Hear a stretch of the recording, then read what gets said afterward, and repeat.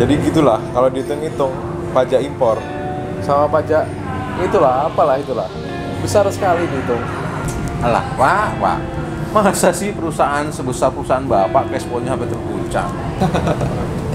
Bukan cash flow saya Pak yang terguncang, tapi mental saya.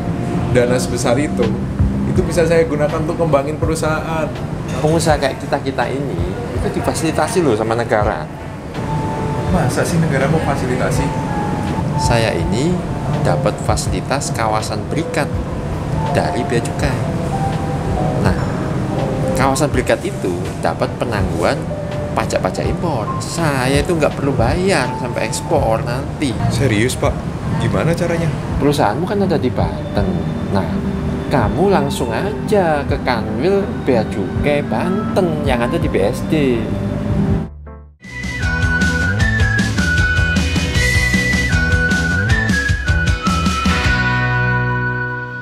Kantor Wilayah Direktorat Jenderal Bea dan Cukai Banten atau yang biasa disebut Kaban beralamat di Jalan Raya Serpong Damai Sektor 6, Tangerang Selatan, Banten. Kaban memiliki logo berupa badak bercula 1, fauna identitas dari Provinsi Banten yang menjadi wilayah kerja Kaban. Kaban membawahi 2 kantor pelayanan Bea Cukai, yaitu Kantor Pengawasan dan Pelayanan Bea Cukai Tipe Madya Pabean Merak, serta Kantor Pengawasan dan Pelayanan Bea Cukai Tipe Madya Pabean A Tangerang yang telah mendapatkan predikat kantor WBK. Di dalam Kaban sendiri terdapat 4 bidang, 1 fungsional dan 1 bagian. Bidang kepabeanan dan cukai melakukan kegiatan pelayanan terkait kepabeanan dan cukai. Dalam 3 tahun terakhir, Kanwil Bea Cukai Banten selalu berhasil mencapai target penerimaan yang diberikan.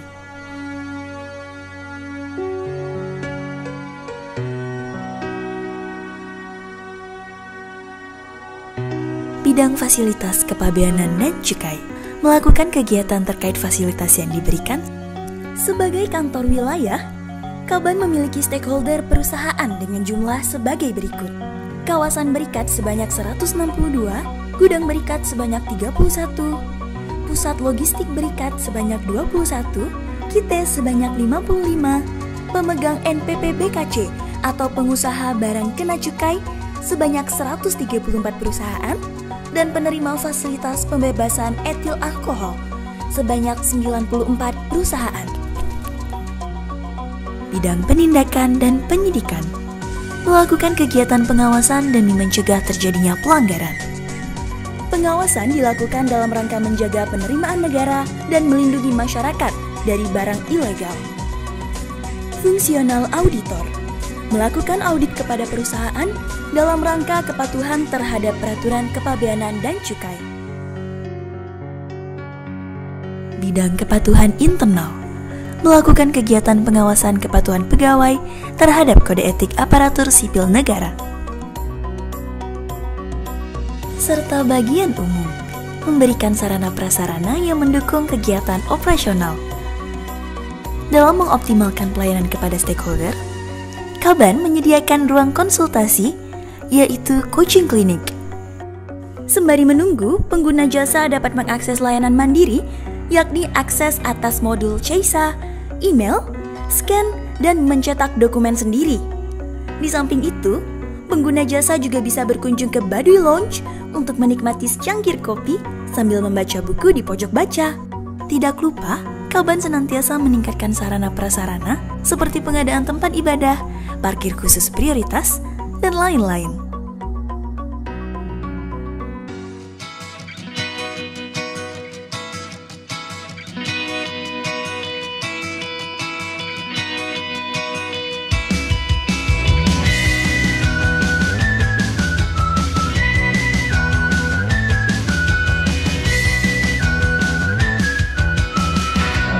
Ini teman saya Pak, Sentot.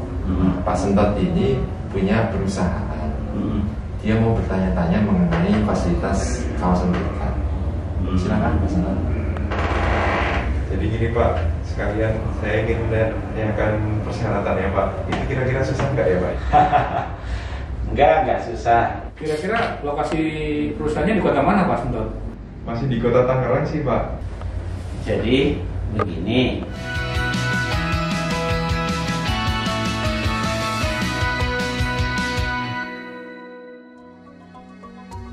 Kanwil Bea Cukai Banten siap memberikan pelayanan terbaik demi membangun zona integritas menuju wilayah bebas dari korupsi, wilayah birokrasi, bersih, dan melayani. Penyusunan tim pembangunan zona integritas pada tanggal 7 November 2019.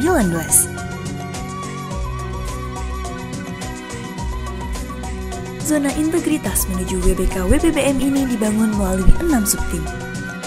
Subtim Manajemen Perubahan mengelola media atau aktivitas interaktif yang efektif untuk menginformasikan pembangunan zona integritas baik kepada internal maupun stakeholder secara berkala. Para pimpinan pun aktif berperan sebagai role model dalam pelaksanaan pembangunan WBK WBBM. Subtim Tata Laksana Kaban memanfaatkan teknologi informasi yang terpusat untuk memberikan layanan publik dengan inovasinya, yaitu aplikasi Siap Kaban. Aplikasi ini merupakan big data yang berisikan informasi stakeholder dan kegiatan yang ada pada wilayah kerja Kaban. Untuk menyesuaikan kondisi terkini, berbagai pertemuan yang dulunya dilakukan secara tatap muka, kini dapat dilakukan secara daring.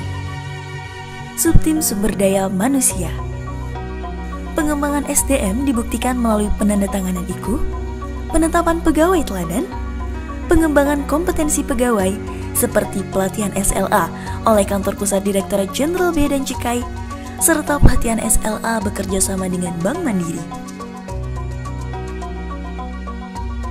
Subtim Akuntabilitas dimulai dengan penetapan kinerja pejabat dan pegawai yang dikukuhkan dalam kontrak kinerja berisi target dan IKU dan berorientasi pada perencanaan kantor wilayah DJBC Banten. Turut terlibat di dalamnya, Kepala Kantor Wilayah beserta jajaran pejabat eselon 3 dan eselon 4 dalam penandatanganan kontrak kinerja serta rapat kerja wilayah. Kaban berkoordinasi dengan KPPBC tipe Madya Pabean Merak, juga KPPBC tipe Madya Pabean A Tangerang dalam dialog kinerja organisasi diselenggarakan melalui video conference yang menjadi inovasi Kaban, yaitu Kaban Fitco.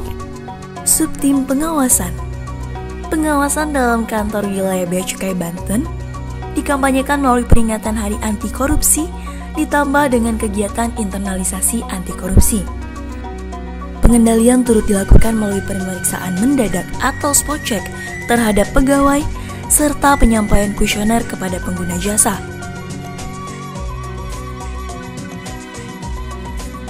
Kaban juga menerima pengaduan masyarakat melalui aplikasi Sipuma yang hingga kini Kaban belum menerima satupun pengaduan. Tidak lupa, Kaban berinovasi melakukan kegiatan Almond atau I Love Monday, yaitu rapat yang dilakukan oleh seluruh pejabat setiap hari Senin untuk mengevaluasi kegiatan sebelumnya dan mendiskusikan kegiatan yang akan datang. Subtim Pelayanan Publik Kaban berkomitmen memberikan pelayanan terbaik yang tertuang dalam maklumat pelayanan. Kaban secara berkala mengadakan survei kepuasan pengguna jasa dengan nilai terakhir 4,92. Sebagai bentuk apresiasi kepada pengguna jasa, Kaban mengadakan Kaban Awards di mana para pemenang mendapat prioritas pelayanan. Informasi tentang Kaban dapat diakses melalui berbagai platform media sosial serta media cetak yang menjadi inovasi Kaban, yaitu Kabar Kaban. Kabar Kaban berisi berbagai macam informasi dengan tema yang relevan dengan keadaan terkini. Kabar Kaban dapat ditemukan di pojok baca Kaban. Tidak hanya kegiatan internal, Kaban juga turut serta dalam kegiatan sosial kepada masyarakat. Kegiatan ini disebut dengan Kaban Peduli. Di bulan Ramadan, Kaban melaksanakan kegiatan bakti sosial di 3 lokasi yang berbeda, yaitu Pondok Pesantren Hifzul Quran, Yayasan Intifa, dan Panti Asuhan Amanah. Bencana kebakaran yang menimpa suku Baduy, serta bencana banjir bandang di Kabupaten Lebak, Provinsi Banten pun tak luput menjadi perhatian Kaban.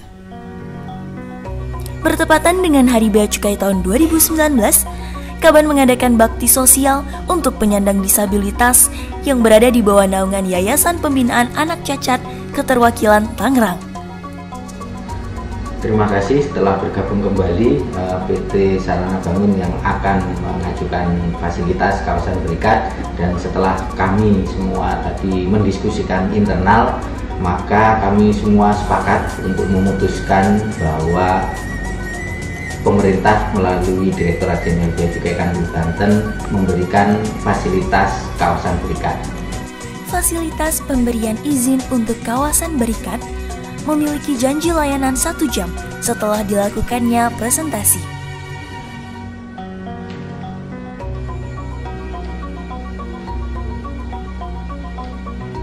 Kantor Wilayah Bea dan Cukai Banten berkomitmen mencanangkan zona integritas wilayah bebas dari korupsi demi mendukung pemulihan ekonomi dan mewujudkan cita-cita negeri. Bea Cukai makin baik, Kaban pasti bisa bersih melayani.